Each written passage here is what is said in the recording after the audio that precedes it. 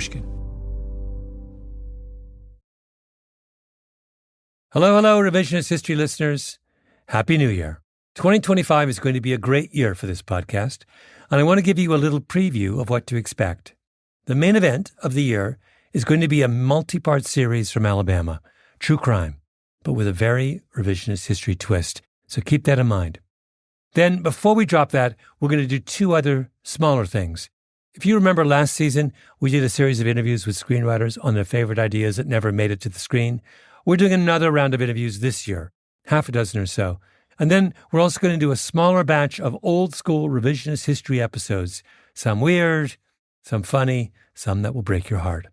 Over here at Pushkin, we've been hard at work, all with the goal of bringing you a little bit of audio happiness. Stay tuned, everyone. Welcome to Revisionist History. We have a special treat today. I had a chance to sit down with a guy named Diogo, who worked for years at Apple, way up high, and then left to become the Chief Information and Digital Officer at Eli Lilly and Company, one of the biggest drug makers in the world. Diogo, as you will learn, is irreverent and fascinating and sees a good 10 years ahead of the rest of us. At the end of our conversation, Diogo said to me, "You know, we never got to AI," which is true. Can you imagine a conversation about technology so interesting that you never get to the subject of artificial intelligence? That's what you're about to hear. We're going to talk about a whole number of things, but I wanted you to start because you're a very unusual figure. You work for Eli Lilly, but you are a very unusual figure at Eli Lilly. Is that a fair statement? I think I have that reputation of being unusual. At least I like to try to do things a little bit differently. No, I was talking about your background. Yeah. You worked in the tech industry for how many years? I worked in the tech industry, well, really my whole life. Yeah. But the last 10 years before I came to Lilly, I was at Apple. And before that, I was doing other kinds of technology work at McKinsey. And before that, I was in the startup world. So I've really spent my whole life in technology. How many people do you think have moved from Apple to a life sciences company? About 5. I think I know them all. Do you guys get together? I recruited most of them. Oh, I see. And how did it? Sorry, this is a kind of. I want to start on this little tangent, but how did that work exactly? So somebody comes to you and says, "Have you ever thought to work for a pharma company?" Well, yeah, and that's the way a lot of these things start. It's there was a recruiter that I worked with who gave me a call and said, "Hey, I've got this opportunity. It's in life sciences." And I was like, "I've never done anything in life sciences before." He's like, "That's okay." So I look at the spec, and the spec is, it's pretty interesting. So I'm like, "Okay, it's worth a phone call." And then I meet our CEO and our head of HR, and these people are really nice. And so that's the second thing that I notice is that they're really, really, really nice. And that's a big difference, by the way, coming from versus the tech world. Happy to say a little more about that. And then I start talking to our head of research and development about some of the problems that we're trying to solve in life sciences. And I realized, wow, this is a fascinating space. I kind of thought that everything exciting in the world was happening in tech. And then I came to realize, no, actually, there's a lot of exciting stuff that's happening outside of just the tech world. Yeah.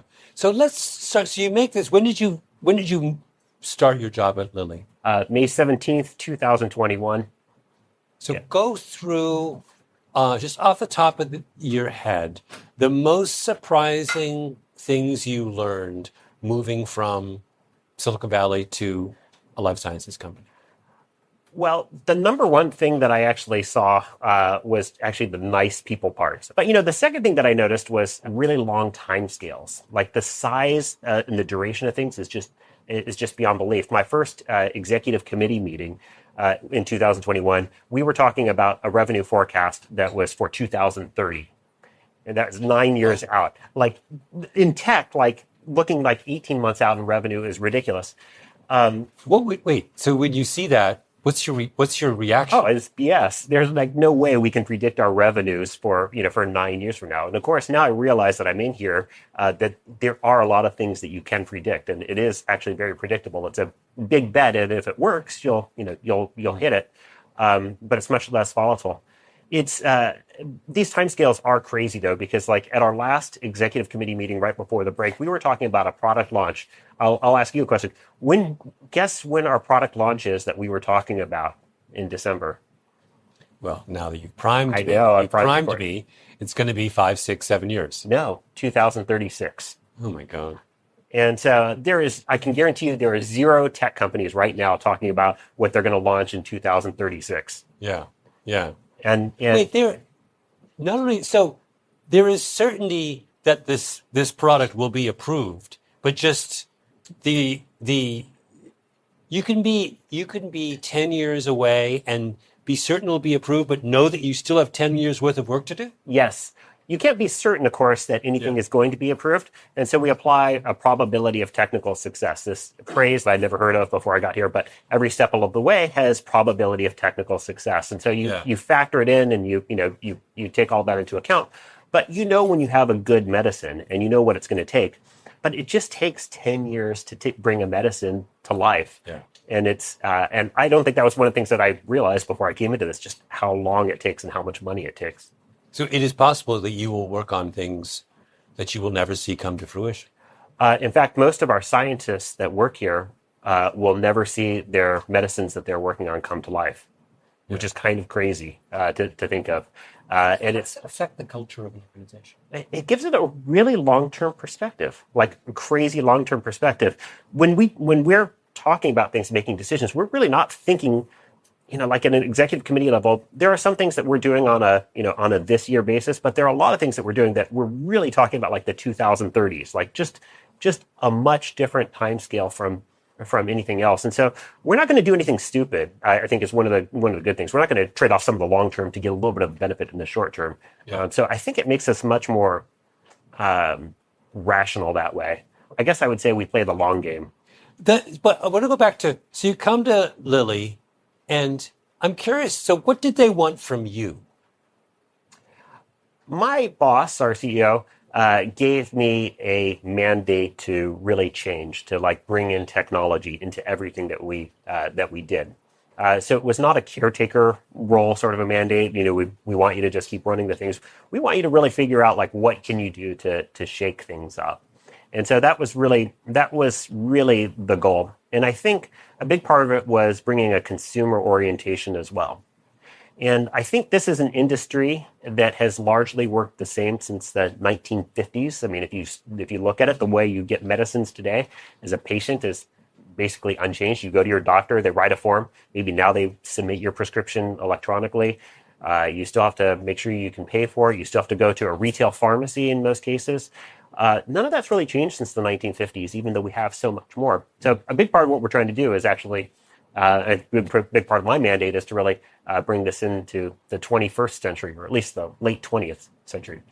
But is there, within the portfolio of things that Lilly does, do you touch on everything, or just are you focused on the consumer side of the business? I mean, what's your remit? The great thing is that I get to focus on all of that stuff. So everything that's technology related, I do cover everything from the discovery side through the consumer side, and actually those are probably some of my favorite parts. And I'm going to, because of course I shouldn't be saying favorites, but I love the discovery side and discovering new molecules and what we can do there. A lot of cool stuff, especially with AI. We could talk for hours about. And the consumer side is also the place where I have a passion coming from my prior life at Apple, and just seeing the potential we have to change everything there. And I think this whole industry hasn't really focused on like, how do we make it an amazing experience and work backwards. I think the kinds of things that you see at Apple and a lot of other consumer-oriented companies just haven't arrived here yet. And how does putting the customer first in that chain of interest groups change the way you do business, or change the way you think about what you're doing? That was the most fundamental thing that I learned from my time at Apple. And I think most companies will say, oh, we care about the customer.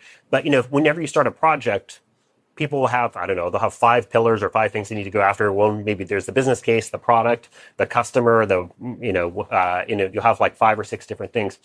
And the way you'd always do things at Apple was different. You would always start by, like, what's the customer, the consumer experience that you want to create? and then work backwards, and then figure out, can you make it a financial case around it? Well, maybe you can't. Okay, so maybe we can see how we can change things back and forth. But it really was, everything was centered on the customer experience. It wasn't like a pillar of one thing of five. It was like the thing that was guiding everything. And I think we're not there yet, but that's the kind of thing we need to do. Like every single time, we need to go back and see what's the customer experience like. Yeah. We need to actually focus on like making customer experience better. Yeah.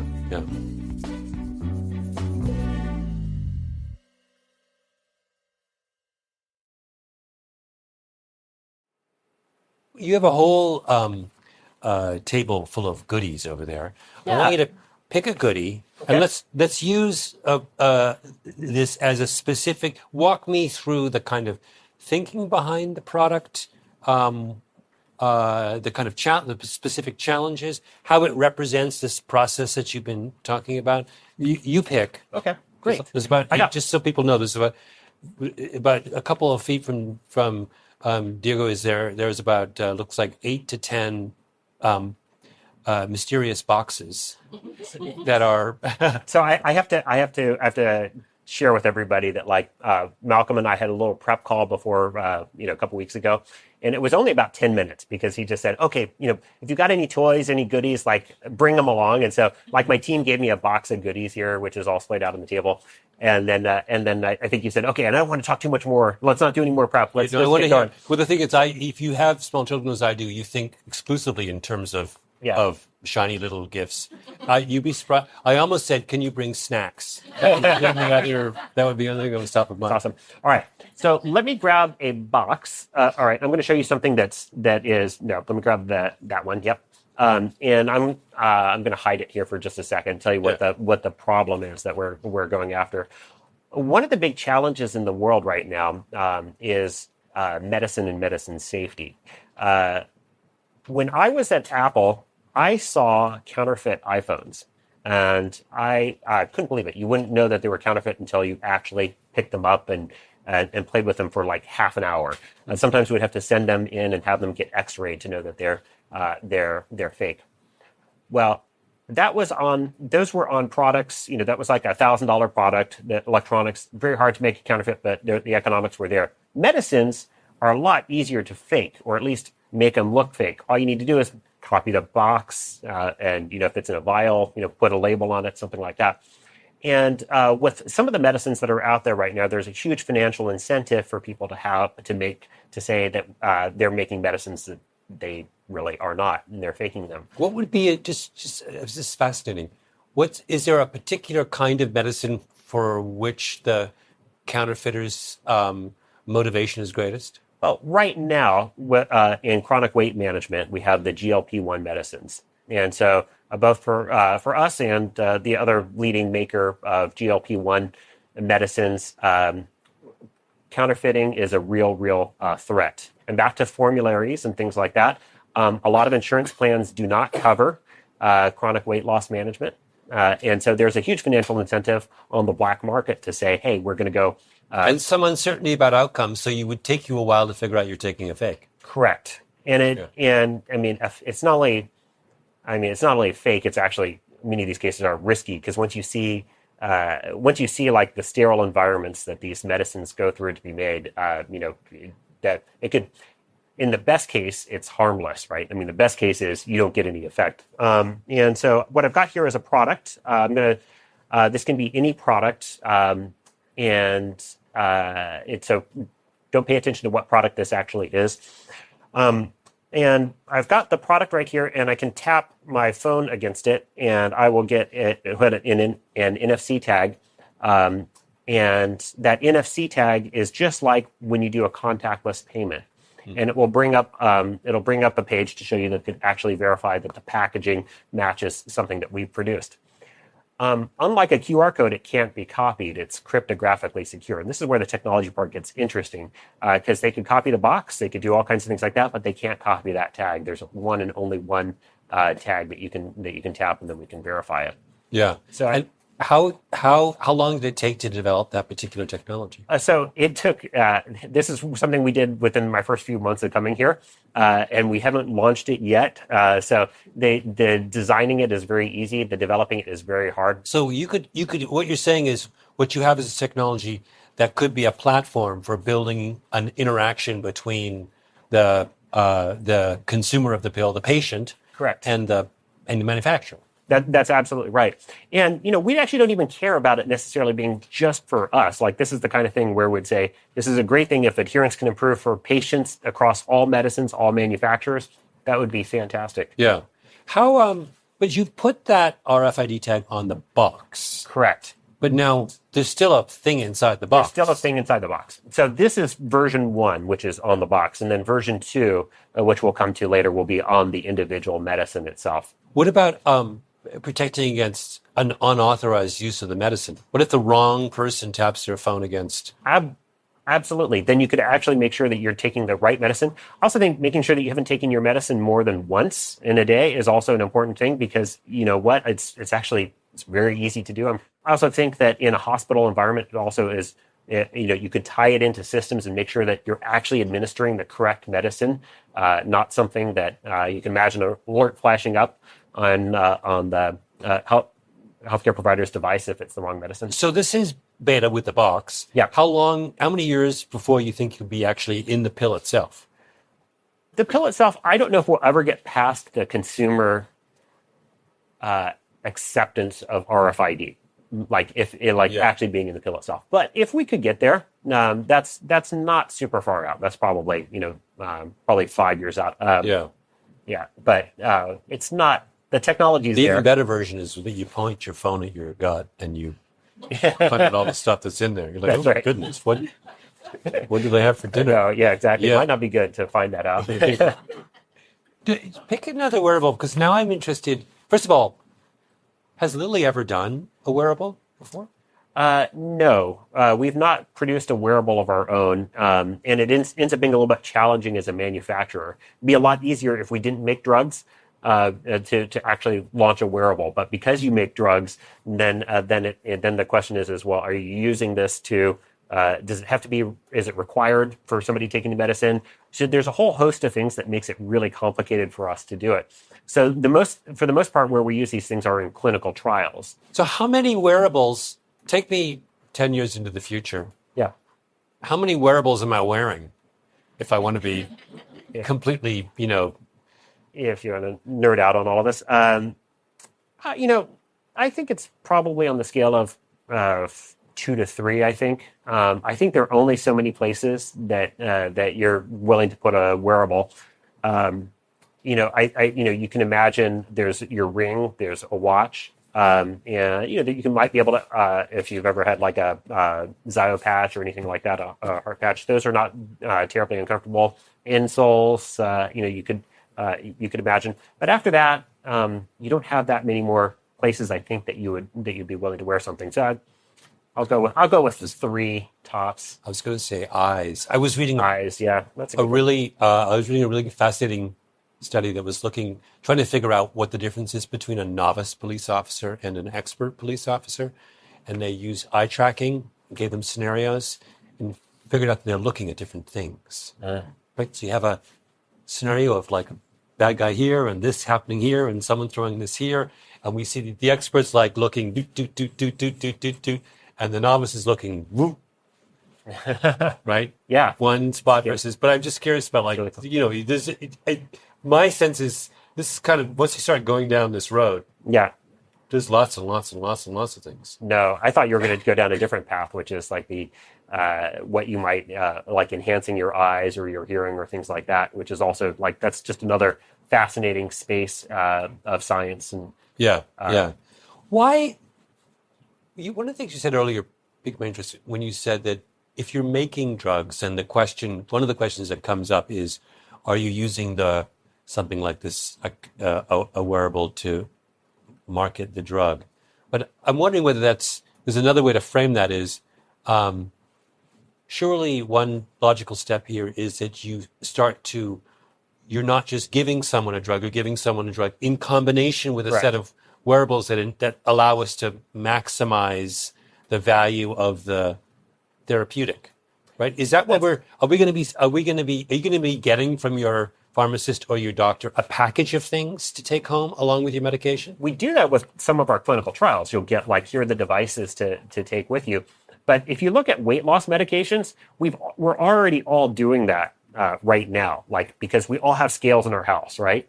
And so I think that is a great example of, like, if you give feedback to the person taking the medicine, they're going to be more likely to stay on it. At least that's one of my hypotheses. I think that if you took away scales and you took away mirrors, I think a lot more people would drop off the chronic weight management medicines early on. Yeah. But the fact is, when you get on the scale and you can see, hey, I lost some weight, you want to stay on it. We don't have anything like that for statins or anything else, right? And that's, again, like, why people drop off. Just imagine if you could just see, oh, hey, actually, or I'm taking cholesterol medication, and you know what? Hey, my cholesterol went down versus yesterday, not versus 3 months ago. Yeah.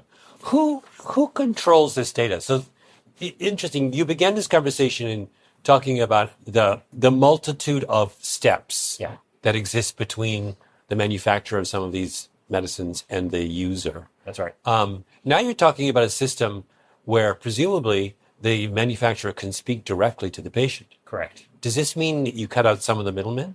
That's my hope. But the data, ultimately, the first part of your question, the data really should be with the patient. And I think there's a tendency to say, even still today in this industry, that the data is really for the healthcare provider.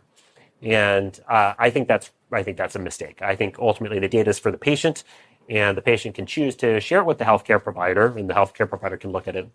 But it's really the patient's data. So my mom is in a nursing home, has arthritis, which acts up on, and so she moves around a lot. This is a perfect tool for her. So is the model here that she checks her movement scores, and that's a way of, and she can see, oh, this is time to share my data with a practitioner. Isn't it more efficient for her to have someone who is, or some AI or something that's continuously monitoring her?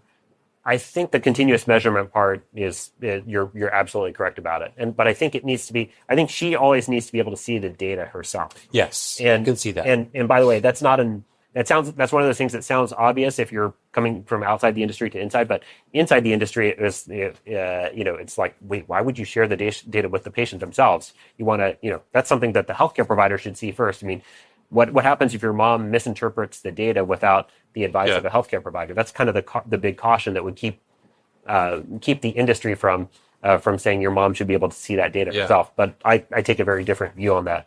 But we're moving. What's interesting in a lot of these things, the implication of a lot of what you're talking about is we are moving the primary point of contact from the hospital or the doctor's office to the home. Correct. Right. That's if you don't mind me going on a tangent on that too. That's one of the reasons why I'm really, really excited about, like, how we can change things too. Because if you look at it today, there are so many barriers to getting medicine. Like, first you have to get a doctor's appointment, which we've all suffered through. Like, it can take months to get one. Then even after you have one, then you also have to be able to actually get access to the medicine, which is a big problem, because I don't know if you've heard these stats before, but 45 million Americans live in pharmacy deserts. 46% of counties in the country are in pharmacy deserts, where there's no pharmacy within 15 minutes of your house. And so if you add all of that together, it can take months from, like, the moment you say, you know what, I'm not feeling well, or there's something I want to change in my life, to, like, the day that you get the medicine. I want to bring that, like, down to, like, the same day. You should be able to say, you know what, today's the day that I want to do something, and you should be able to go in, get a telehealth appointment, and if a medicine is appropriate, get it shipped and get it arrived, delivered, the exact same day. Well, one last question for you. Define what success looks like for you. So how old are you? I just turned 50. Oh, you're a young man. I don't get to hear that very often. So let's assume you retire from Lilly at 65. Okay. So take me 15 years into the future and tell me what would have to happen for you to feel like your time at Lilly has been a success? The biggest thing for me is going to be the consumer side, and actually really cracking this and being able to like get that vision of people saying, I want to take a medicine and I'm going to get it the same day. And then I've got the tools to stay engaged with it forever. Like that's millions and millions of lives touched by just getting medicine and staying on medicine. That's one side. The other side where I would love to make a mark is on the discovery side. Discovering new medicines particularly with AI. Could talk for hours on that. But I think we're going to see medicines no human could have ever imagined coming out over the next decade. And because it takes 10 years or more to develop a medicine, it would take about 15 years for that to come to life. Yeah. I was thinking, when you were talking, and this is maybe a little bit far-fetched, but in the world of deterrence, so the question is, if I have a law that punishes you for a certain crime, the deterrent value of that law is a function of three things: the certainty of punishment, the swiftness of punishment, and the severity of punishment. Correct, yeah. And of the three, we spend the most time thinking about severity. Yep. Secondly, thinking about certainty. And the one that we neglect is swiftness, right? It takes years and years and years. And the argument that many people make is that swiftness is actually the most potent of the three. If you know you're getting punished the next day, then it's funny because if you map that onto what you're talking about, you were talking about the idea of getting medicine the same day. That's right. What you're saying is the swiftness variable is the neglected one here. And what if we improve swiftness, do you think we would change the psychological circumstances around which people use drugs? In other words, would the adherence problem be solved if we address the swiftness problem? I think so, actually. I think if we got swiftness and you could actually see an effect and know that something was happening, that would change things. And by the way, I love that model that you just mentioned. In the technology world, we have things break all the time, and what everybody focuses on is like, what's the root cause, and like, what's the severity, and how likely is it? The thing that nobody ever focuses on, which is where I was trying to get teams focused on, is swiftness, the mitigation, time to mitigate. How long did it take you to mitigate? That human process of like, how quickly did you take the feedback and adapt? That's really, you can have all kinds of risks as long as it's reversible and you can switch. That's great. And so when it comes to medicines, if you could try it and get feedback that it's not working or not trending in the right direction and change it, that would be amazing. And I think you would find that people would say, hey, now I know that this medicine I tried wasn't working. I'm going to try a new one today. I can see progress. I'm going to stay on it because I know it's doing something. Well, this has been really fascinating. Best of luck with all the work you're doing. I hope next time I see you, I'll be have at least 3 wearables. Excellent. Okay. Thank you, Malcolm. Yeah. Revisionist History is produced by Lucy Sullivan with Nina Bird-Lawrence and Ben Nadaf Haffrey. Our editor is Karen Shakurji, mastering by Jake Gorski. Our executive producer is Jacob Smith. Special thanks to Matt Romano, Eric Sandler, and Kira Posey. I'm Malcolm Gladwell.